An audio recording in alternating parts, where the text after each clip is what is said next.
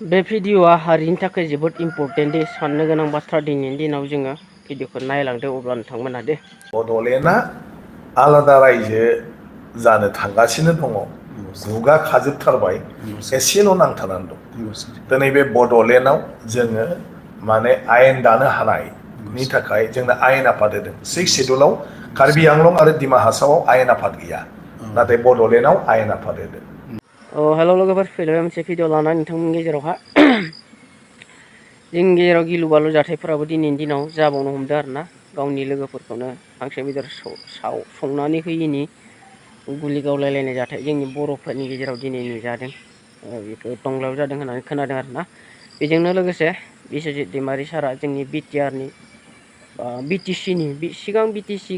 जिहेतु एकर्ड खालामनाय समावनो बिटिसिआव बर'फोरा बेसेबां गोहोखौ मोनखादोंमोन बेनि फारसे माखासे बाथ्रा बेखेवनानै होदों आरोना नोंथांमोना भिडिअखौ मोजाङै खोनासं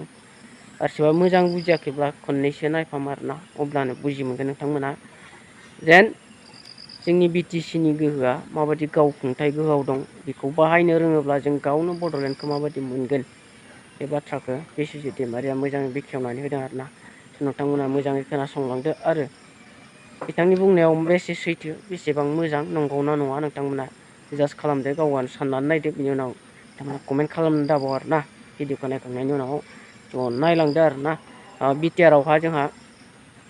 बिटिसिनि थानाय गोहोखौनो जोङो मोनदों आरोना एक्सट्रा गोहो जोंहा बिटिआर एकर्डजों जेबो गैया दे गोहो गैया जेबो एक्सट्रा गोहो मोनाखै जों बिटिआर एकर्डजों नाथाय बिटिसियानो जोंनि लागै बेसेबां गोहो गोराखामोन नोंथांमोना नायलांदो भिडिअखौ। बड'लेण्डआ आलादा रायजो जानो थांगासिनो दङ जुगा खाजोबथारबाय एसेल' नांथानानै दं दिनै बे बड'लेण्डआव जोङो माने आयेन दानो हानायनि थाखाय जोंनो आयेन आफाद होदों 6 शेड्युलाव कार्बि आंलं आरो डिमा हासावआव आयेन आफाद गैया नाथाय बड'लेण्डआव आयेन आफाद होदों। कार्बि आंलं आरो डिमा हासावआव जोंनि बायदि स्निथि शेड्युलनि गेजेरजों रायजोनो होनाय जिथु गोहो गुबुन गुबुन डिपार्टमेन्टआव गाव गावनो आयेन खान्थि बानायनानै गावनो थांखि लानानै गावनो थाखा फैसा बेवहाय मा नांगौ बेखौ थि खालामनानै बाहायनो हानाय गोहोखौ बड'लेण्डनो होदों नाथाय कार्बि आंलं आरो डिमा हासावनाव गैया दा ओंखायनो बे मोनसे रायजो बायदि बड'लेण्डआ बड'लेण्डनि डिपार्टमेन्टखौ खुनु आसाम सरकारनिफ्राय सालायहरनो हाया बड'लेण्डआ गावनो कन्ट्रल खालामजोबगोन दाथ' डिसिखौबो एसपिखौबो बड'लेण्डआव हरबाय आरोखि पार्सेलि आयेन आब्रुथिनि सायावबो एसपिखौ लेंहरनानै रायज्लायनो हायो थोननो हायो बोसोन होनो हायो आरोखि एडभाइस होनो हायो डिसिफ्राबो आयेन माने आयेन आब्रुथिनि सायावल' रायजो सरकारजोंसो खाथि सोमोन्दो थागोन नाथाय जोंजोंबो थागोन बिनि अनगा गासैनि बेलायाव डिसिआ माने जोंनि थाखायनो खामानि मावनांगोन बड'लेण्डनि आरो डिसिनि सायाव जों रिपर्ट होनो हायो आरो जोंनि रिपर्टआ जुदि मोजां जायाबा बे प्रमसनखौ मोननाय नङा उनाव बेबायदि गोहो बड'लेण्डनो होदों। दा आसाम गभर्नमेन्टआ जोंनि सायाव जेबो खामानियावनो आखाइबो होनो हाया आरो बिसोरो माबा मोनसे माने बुंनोबो हाया आरो दा नोङो एडुकेसननिफ्राय लानानै एग्रिकालसार पिडब्लिउडि हेल्थ जेसेबां डिपार्टमेन्ट दं मात्र जोंहा मोननैल' डिपार्टमेन्ट एसे माबा जानानै दङ मा होनो कनकारेन्स लिस्ट बायदि आरोखि जेरै माने वाटार रिसर्स डिपार्टमेन्टआव हाइलि टेकनिकेला स्टेटनि आरो हाइलि टेकनिकेल नङाब्ला बे बिटिसिनि आरोखि दा बेवहाय जोङो बिटिसिआ मोनसे माने रुल बानायनानै लानो हायो जे जों बबेसिमखौ जोङो स्टेटआ माने माबाया काउन्सिला बिबान लागोन आरो बबेसिमखौ जों स्टेट गभर्नमेन्टनो हगारगोन बा स्टेट गभर्नमेन्टजोंबो मोननैजों मोनसे आयेन जों दानो हायो आरोखि कनकारेन्स लिस्ट स्टेटआ बबेसिम मावगोन आरो माने काउन्सिला जोंनि बड'लेण्डआ बबे लेभेलसिम मावगोन ओमफ्राय मोनसेया जाबाय एरिगेसन मेजरा जाहैबाय स्टेटनि आरो मिडियामनिफ्राय लानानै माइनरसिम बे बड'लेण्डनि गतिके मेजरा माखौ होनगोन आरो मिडियामा माखौ होनगोन बेखौ जों मोनसे लेजिस्लेसन खालामनांगौ आरोखि आरो बे कनकारेन्स टाइप जानांगौ आरो सेन्ट्रेल स्टेटआ जेरै जायो बेबायदिनो जोंनाबो काउन्सिलारि एसेम्ब्लिया जानांगौ बेफोर गासिबो थाल्ला जाखाजोब्बाय दा थाल्ला जाखाजोब्बाय नालाय मोनसे समाव बड'लेण्डनि मानसिफ्रा एबा बर'फ्रा बिनांला आसाम सरकारासो होनसिगोन जे बड'लेण्डखौ जोंनो दायथ' होनो नांला कारण बड'लेण्डआ गावसोरनो आयेन दायो गावसोरनो स्किम लायो गावसोरनो खामानि मावो दा बेखौ इनकुरिबो होनो हाया आसाम गभर्नमेन्टआ